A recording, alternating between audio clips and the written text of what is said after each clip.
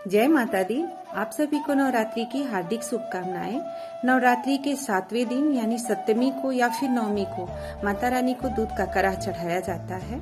तो आज मैं आपके लिए वही वीडियो लाई हूँ, कैसे माता रानी को दूध का कड़ा चढ़ाया जाता है, कैसे उनकी पूजा होती है, वही आज आपके साथ में शेयर करूंगी। मेरे घर पे पूजा हुई थी, उसी की ये वीडियो है। तो देखिए, यहाँ जो गोबर के गंडे होते हैं उसे तोड़ लिया है, तोड़ के उसे अच्छे से सजा लिया है। उसके ऊपर जो मिट्टी का कड़ा होता है उसको रख लिया है और अब उसमें मैं दूध डाल रही हूँ। तो कच्चा दूध यहाँ रहता है और कच्चे दूध और गाय का दूध रहता है। तो गाय का दूध कड़ा में छान के डाल देंगे, कपड़े की मदद से या फिर छन्नी की मदद से छानेंगे। यहाँ जो मेरी ये छन्नी है बिल्कुल नई है, तो इसमें इस्तेमाल किया हुआ चीज ना ले, क्योंकि ये माता रानी के लिए है। तो यहाँ दूध को छान के डाल दिया है और थोड़ा सा दूध बचा लेते हैं अर्घ देने के लिए। बहुत ही धुआं लग रहा था, जैसे जो आग जल रही है वो धीरे धीरे जलती है, तो उसकी वजह से काफी धुआं निकलता है। तो अब मैं यहाँ पे माता रानी को सिंदूर लगा दी हूँ, उसके बाद से मैं फूल लगा रही हूँ।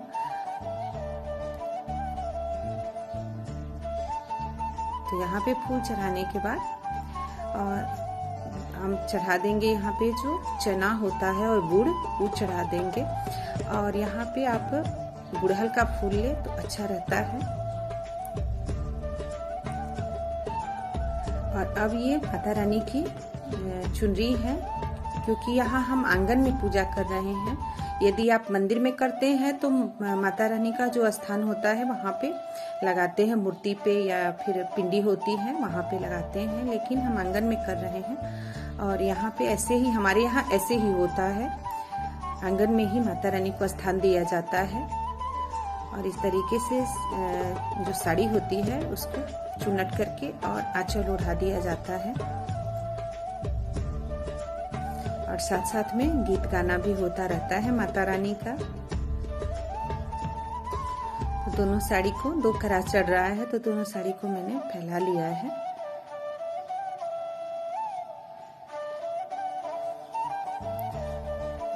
तो एक तरीके से माता रानी को यहाँ पे बैठाया जाता है और उनको पूजा की जाती है।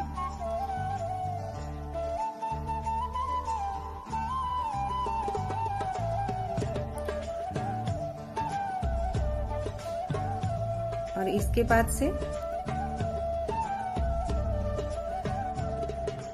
और अब माता रानी को गले में हार डाल देंगे, जैसे कि जो माली के घर से आता है, तवना मरुआ का हार बोलते हैं उसे, ताकपाट भी बोलते हैं। तो वही वाला हार हम पहना देंगे। तो आपको दिखाती हूँ, देखिए ये छोटे छोटे पत्तों से, जो दौना मड़ुआ का पत्ता होता है उससे ये हार बनता है और ये माता रानी को अत्यंत प्रिय है।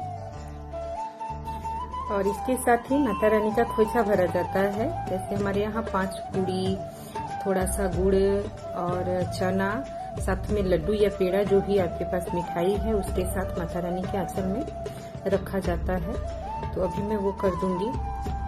तो हमारे यहाँ इस तरीके से होता है। आपके यहाँ यदि ये होता है तो कैसे होता है कमेंट करके जरूर बताइएगा। तो यहाँ देखिए, मैं डाल दे रही हूँ आंचल में पूड़ी और मिठाई। तो इसी तरीके से हमारे यहाँ कड़ा चढ़ाया जाता है माता रानी को, और हर नवरात्रि में ये होता है। तो आइए एक आपको मैं गीत सुनाती हूँ माता रानी का, जो कि कड़ा चढ़ते समय गाया जाता है।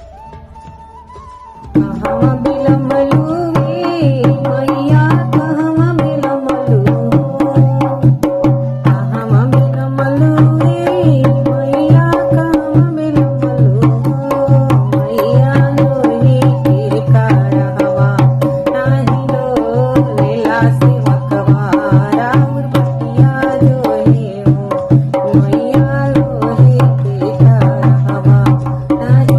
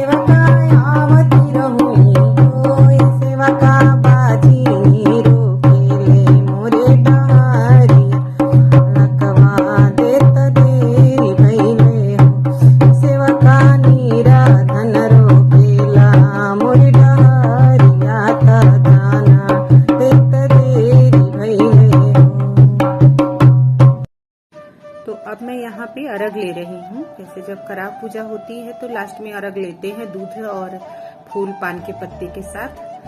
तो विष्णु भगवान के लिए अर्घ होता है। इसका मतलब है कि पूजा पूरी हो गई है। दूध जब गिरने लगता है अग्नि में तो पूजा पूरी मानी जाती है। और जब दूध गिरने लगता है उसके बाद से इसमें थोड़ा सा चावल और गुड़ डाल दिया जाता है, जिससे कि ये प्रसाद बन जाता है। तो अब हम प्रणाम कर लेंगे माता रानी को, और जो भी है सब लोग मिलकर प्रणाम करते हैं। उसके बाद से कराह का प्रसाद जो है तैयार हो गया है। तो आ जाइए प्रसाद खाने के लिए।